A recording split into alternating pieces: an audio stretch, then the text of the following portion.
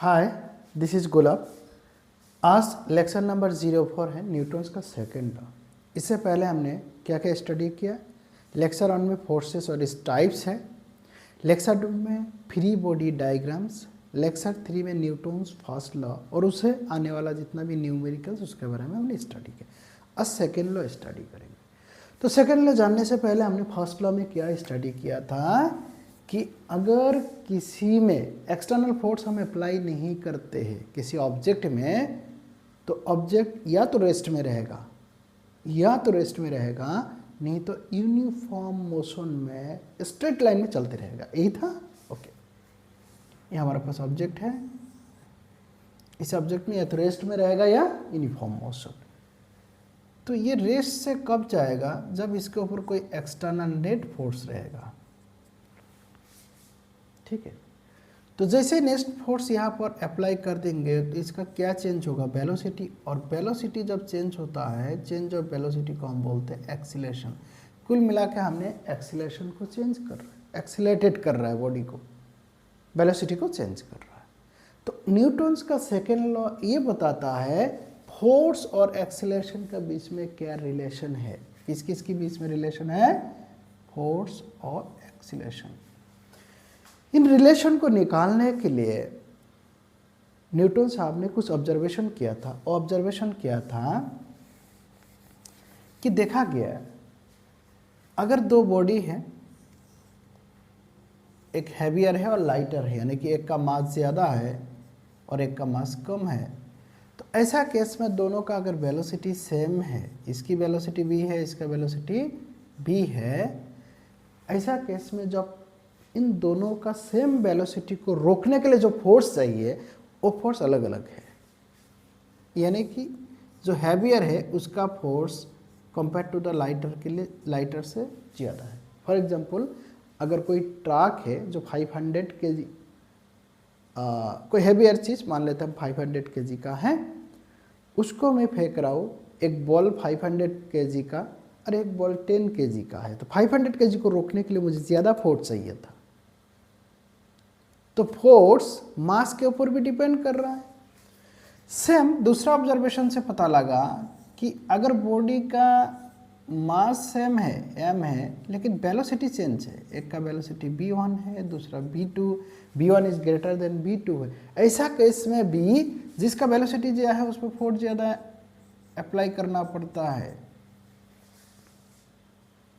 Example के लिए, जब हम राउंड फायर करते 900 मीटर गन से निकलते हुए जो राउंड है उसका स्पीड है 900 मीटर पर सेकेंड, तो छोटे से बुलेट 200 ग्राम का या उससे लेस है, इतना छोटा सा बुलेट पूरा एक वुडन को पार कर देता है, क्योंकि उसका तो इतना फोर्स है। वो फोर्स आया कहाँ से? किसके वजह से? वेलोसिटी।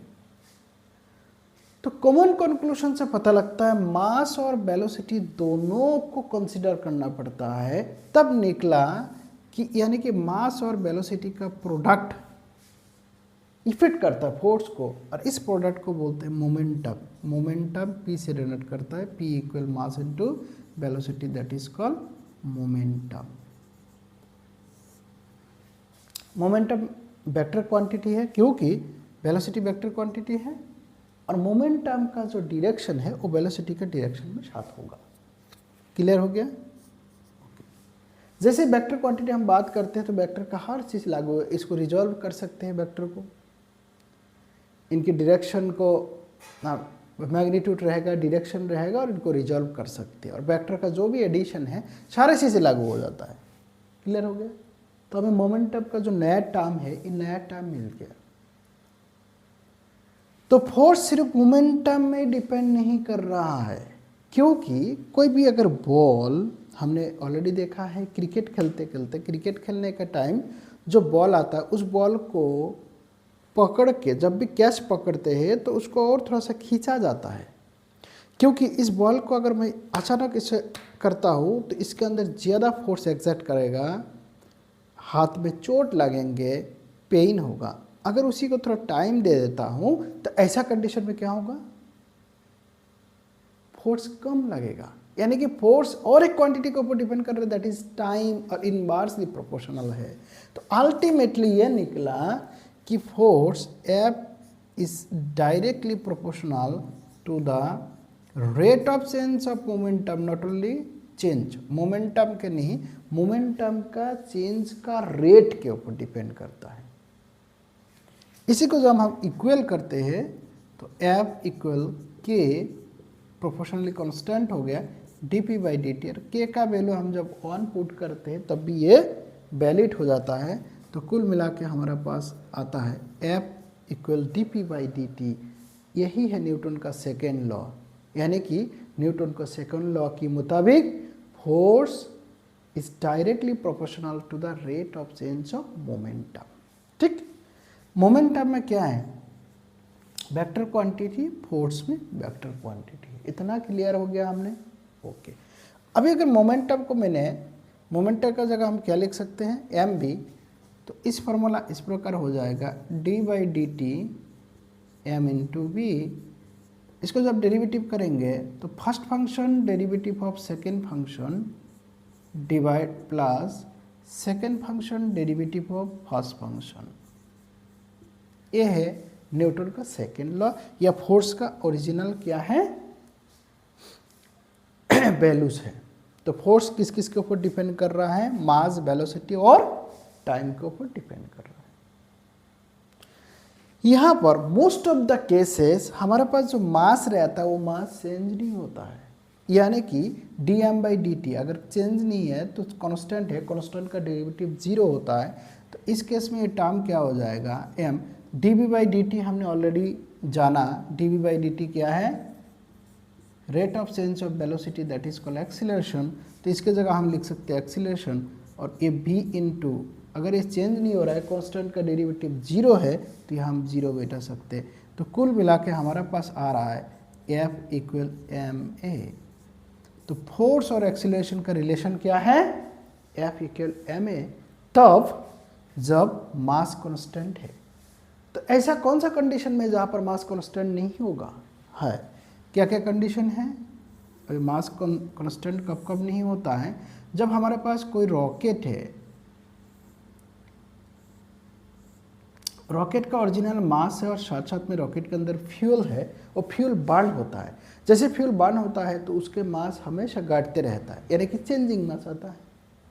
तो ऐसा कंडीशन में मैं F इक्वल एम ए नहीं लगा सकता हूँ, उस कंडीशन में हमें ये वाला फॉर्मूला को कंसीडर करना है।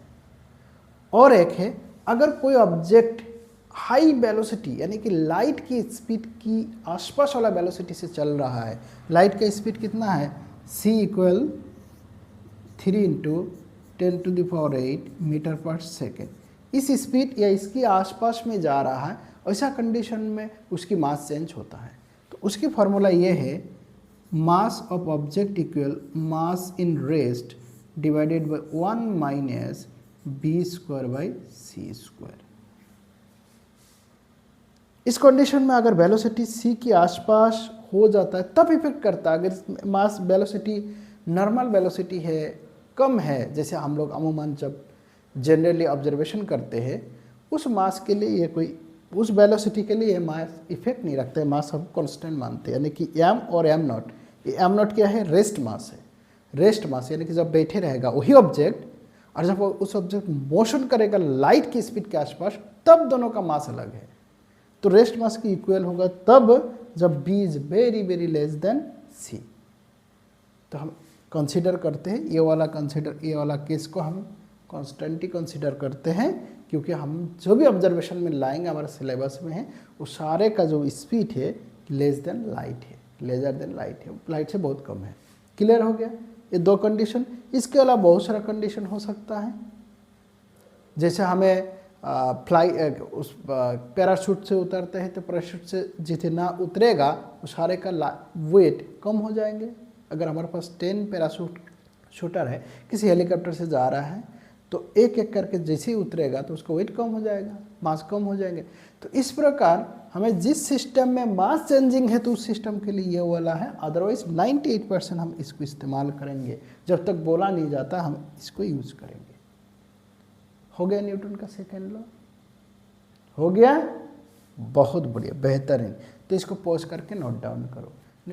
न्यूटन का सेकेंड लॉ से कुछ चीज़ों का कंक्लूशन निकालता है। तो पहला कंक्लूशन यहाँ से हमें पता लग रहा है, अगर एफ कौन सा वाला है, एक्सटर्नल फोर्स से, नेट फोर्स से, एफ नेट इक्वल, अगर मैं नेट लिख देता हूँ, एफ नेट इक्वल 0, तो एक्सेलरेशन क्या होगा, 0। यही तो न्यूटन का फर्स्ट लॉ है।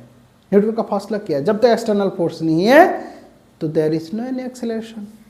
तो यहाँ से हमें न्यूटन का फर्स्ट लॉ पता लगता है, F not equal 0, acceleration 0।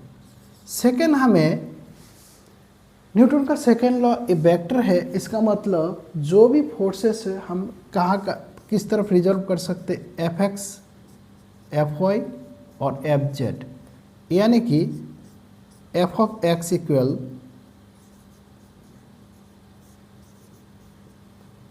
F of Y equal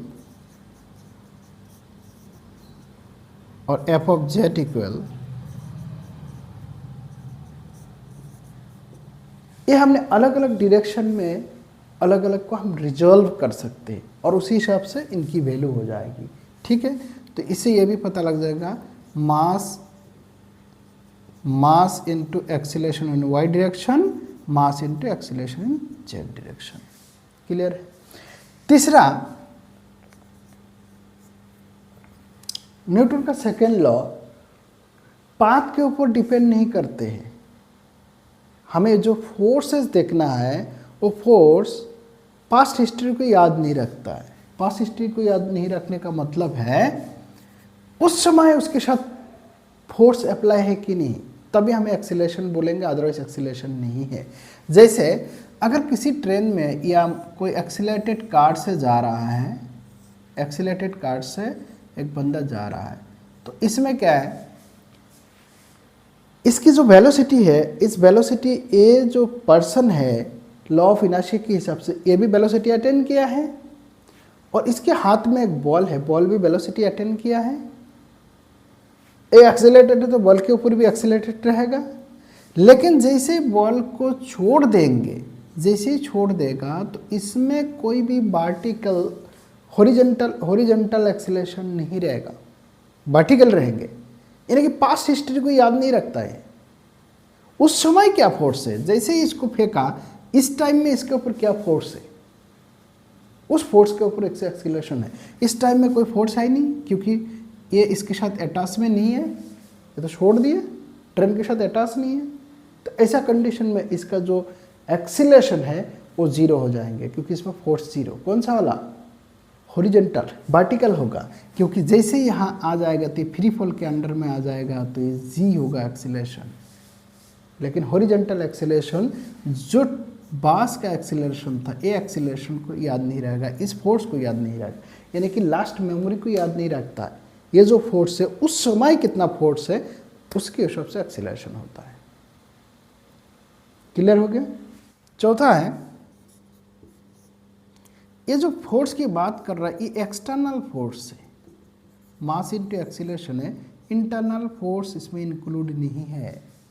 कोई एक सिस्टम है, उस सिस्टम के अंदर बहुत सारा इंटरनल फोर्सेस है, उस इंटरनल फोर्स को हम क्या है कंसीडर नहीं करते। ये फॉर्मूला सिस्टम का एक्सटर्नल फोर्स इक्वल मास इनटू एक्सीलरेशन, सिस्टम का एक्सीलरेशन है। हो गया। ओके, पॉज करके नोट करो। तो हमने न्यूटन सेकंड लॉ जाना। न्यूटन सेकंड लॉ क्या बोल रहा है, F equal D P by D T, नहीं तो एम ए कब है, जब मास कांस्टेंट है। अभी हम एक नया टर्म स्टडी करेंगे जिसको बोलता है इम्पल्स। क्या है, इम्पल्स।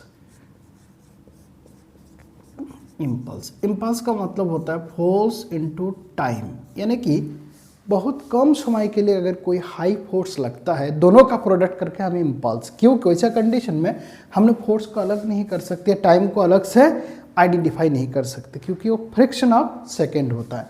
फॉर एग्जांपल, अगर कोई हाई स्पीड में बॉल बैट में लग गया या किसी दीवार में हम टच कराते हैं या कोई बुलेट आके यहाँ किया और रिकॉजिट हो गया, कोलिजन हुआ है, या कोई बॉल यहाँ पर मार दिया, तो बॉल के हाई स्पीड में आएगा। जैसे बैट से हम क्रिकेट खेलते हैं तो बैट से बहुत कम समय के लिए हमें इम्पैक्ट करता है, तो जो फोर्स लगा बैट ने बॉल के ऊपर जो फोर्स किया और वो जो फोर्स लगने का जो टाइमिंग है, दोनों को प्रोडक्ट करके जो वैल्यू निकलेगा उसी को बोलता है इम्पल्स, यानी कि impulse equal force into time. Small time है, हैवी फोर्स है।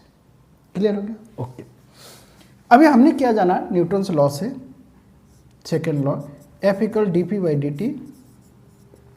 इसको हम इस प्रकार लिख सकते हैं D T equal D P.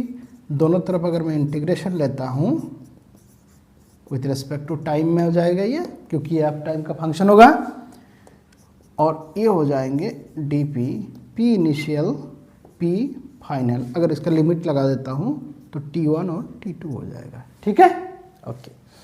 तो यहाँ से हमें निकला ये इंटीग्रेशन ऑफ डी पी क्या है, P, और P होगा तो P final minus P initial, P fineness minus P initial equal integration of F D T, A time का।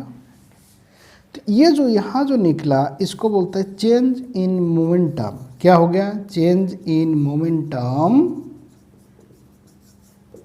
इक्वल, ये क्या है, व्हाट इज दिस? यही तो है इम्पल्स का डेफिनेशन, यानी कि ये हमें निकल गया इम्पल्स। अगर मेरे पास वेरिएबल फोर्स है तो इसमें लगाएंगे, अगर फोर्स कांस्टेंट है तो फोर्स बाहर निकल के आ जाएगा, integration of D T, T निकलेगा, यानी कि एफ इंटू टाइम निकलेगा। तो यही तो इम्पल्स है। अगर हमें इम्पल्स निकालने के लिए आता है न्यूमेरिकल्स में, हमने डायरेक्ट क्या निकालेंगे, चेंज इन मोमेंटम। अगर फोर्स और टाइम, इम्पल्स टाइम अगर नहीं दिया है तो हमने क्या निकालेंगे, टाइम ऑफ इम्पल्स अगर नहीं दिया है तो हमने चेंज इन मोमेंटम से इम्पल्स निकाल सकते हैं। अभी दो न्यूमेरिकल करेंगे, उससे हमें क्लियर हो जाएगा। इतना क्लियर हो गया? पॉज करके नोट करो।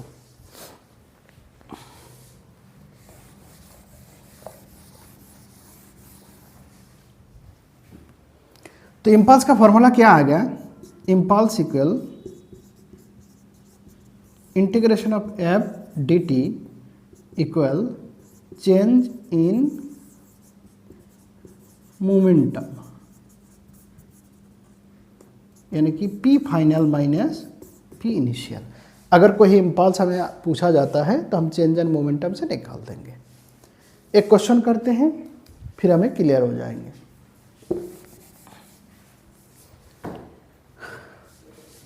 एक दीवार में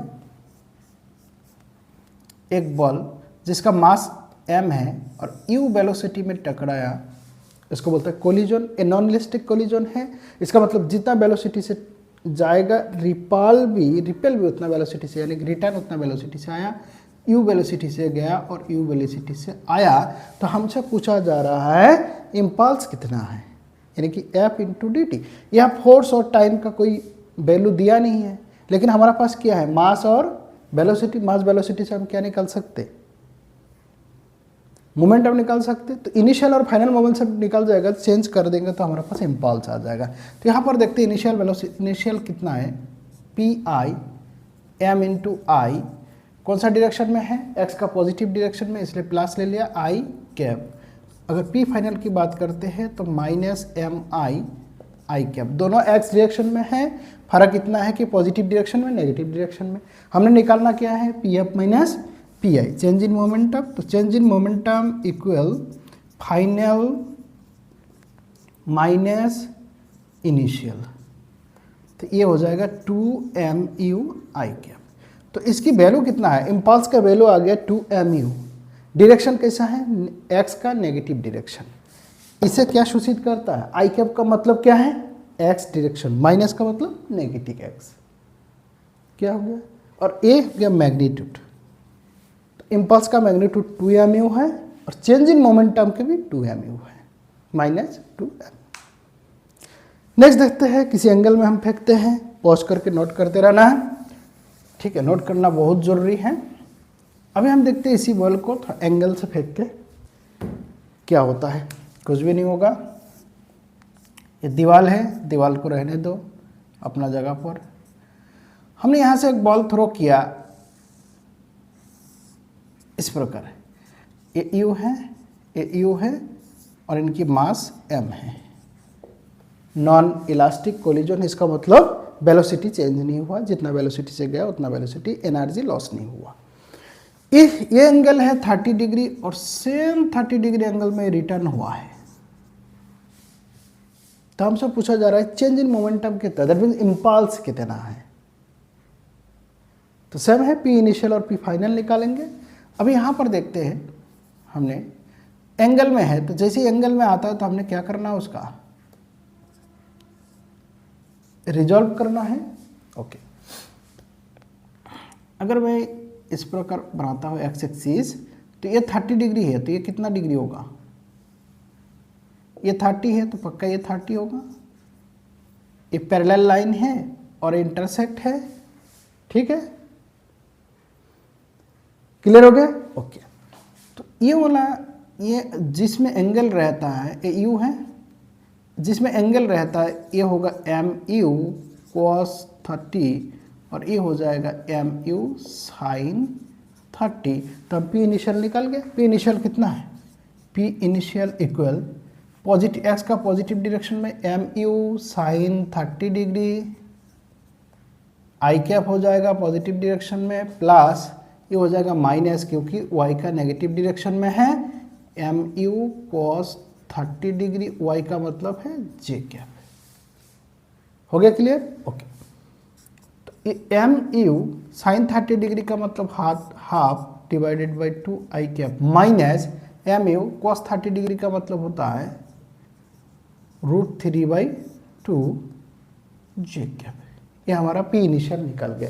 अभी हम देखते हैं पी फाइनल, यानी कि इसको भी हम रिजॉल्व करेंगे। तो इसको जैसे हम रिजॉल्व करते हैं, यहाँ पर एंगल 30 डिग्री है, तो ये एंगल 30 डिग्री, तो इस तरफ रिजॉल्व में हमारा क्या आ जाएगा, एम यू कॉस 30 डिग्री, और इस डायरेक्शन में हमारा कितना आ जाएगा, एम यू साइन 30 डिग्री। तो यहाँ से हमें पी फाइनल निकलेगा। पी फाइनल इक्वल कितना हो जाएगा, पी एफ इक्वल एक्स का माइनस डायरेक्शन में, इसलिए माइनस हमने डाल दिया, एम यू साइन 30 डिग्री, और एक्स एक्सिस का जो यूनिट वेक्टर है आई कैप, सेम जे का माइनस है इसलिए मैंने माइनस लिख रहा हूँ, M U cos 30 degree J cap. इसको निकालो, माइनस एम यू साइन 30 मतलब half I cap, minus M U cos का मतलब √3 डिवाइडेड बाई 2 जे कैप।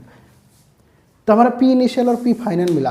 ये वेक्टर में इसलिए लिखा हूं कि ये वेक्टर क्वांटिटीज है, मोमेंटम वेक्टर क्वांटिटीज है।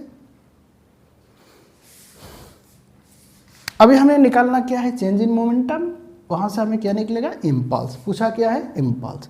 तो चेंज इन मोमेंटम करते हैं, P final minus P initial. तो पी फाइनल में कितना है, minus M U divided by 2 I cap, minus M U √3/2 J cap, minus M E by 2 I cap. इस minus यहाँ, इसको माइनस माइनस प्लस हो जाएंगे, तो एम यू 2√3 जे कैप। अभी इक्वल इक्वल क्वांटिटी देखते हैं, प्लस करेंगे माइनस करेंगे, यहाँ से हमें सेम मिल गया ये वाला, तो ये कैंसिल हो जाएगा, माइनस ए यानी कि minus 2 into M U by 2 into I cap. तो माइनस माइनस कैंसिल हो जाएगा, 2 कैंसिल हो जाएंगे, minus M U I cap. तो इसमें मैग्नीट्यूड कितना लेगा, चेंज इन मोमेंटम का मैग्नीट्यूड होगा एम यू, और इसका डायरेक्शन कैसे रहेंगे, एक्स का नेगेटिव डायरेक्शन। एक्स कैसे पता चला, आई कैप से, नेगेटिव डायरेक्शन कैसे, इससे। तो हमें चेंज इन मोमेंटम निकल गया। तो change in momentum that is impulse. तो इम्पल्स अगर पूछा जाएगा तो इम्पल्स का मैग्नीट्यूड कितना, एम यू है। इस प्रकार हमें इम्पल्स से, मोमेंटम से इम्पल्स को निकालता है, इसको बोलता है इम्पल्स मोमेंटम थ्योरी। हो गया क्लियर। ओके, का सेकेंड लॉ में हमें क्या क्या सीखा कि मोमेंटम किसको बोलते हैं, न्यूटन का सेकेंड लॉ किस किस के ऊपर डिपेंड करता है, डिपेंड करके फोर्स किस किस के ऊपर डिपेंड करके न्यूटन ने सेकेंड लॉ बनाया था, किस किस के ऊपर, मास के ऊपर, वेलोसिटी के ऊपर, दोनों का प्रोडक्ट करके जिसको बोलता है मोमेंटम। साथ साथ में टाइम, यानी कि rate of change of momentum के ऊपर फोर्स डिपेंड करता है। उससे हमें निकला F इक्वल dp/dt। वहाँ से हमने जब कैलकुलेशन किया, अगर मास कांस्टेंट है तो हमारे पास एक्सीलरेशन के साथ भी क्या निकलता है रिलेशन, F इक्वल ma। इसके साथ साथ हमने इम्पल्स भी निकाला। इम्पल्स का मतलब change in momentum, rate of change of momentum नहीं है। Rate of change of momentum that is a force, only change in momentum that is a impulse. और इम्पल्स हम कब निकालते हैं? जब हैवियर फोर्स स्मॉल टाइम के लिए इम्पैक्ट होता है, उस टाइम टाइम को डिफरेंट करना, अलग करना हमें कठिन होता है, इसलिए टाइम और फोर्स को प्रोडक्ट करके हम निकालते हैं impulse. So these are all about the Newton second law. Next lecture, lecture number 5 में हमने स्टडी करेंगे कि Newton second law of motion के ऊपर न्यूमेरिकल्स। क्लियर हो गया? ओके।